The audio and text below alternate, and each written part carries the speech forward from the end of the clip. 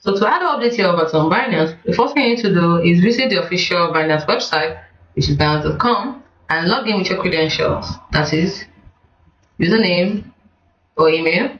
Don't forget to add your password. Then the next thing you're going to do is click on your profile icon, which is located at the top right corner of the homepage. The next thing you're going to do is select dashboard. You see it in the drop down menu that will appear, and then from there, click on settings. And in the settings menu, you're going to see an option that says my profile. Click on it. And under my profile, you're going to see avatar and nickname. So choose the option to change your avatar and set your nickname. Now, if you own NFT assets, you can choose one of your collections to use as your avatar.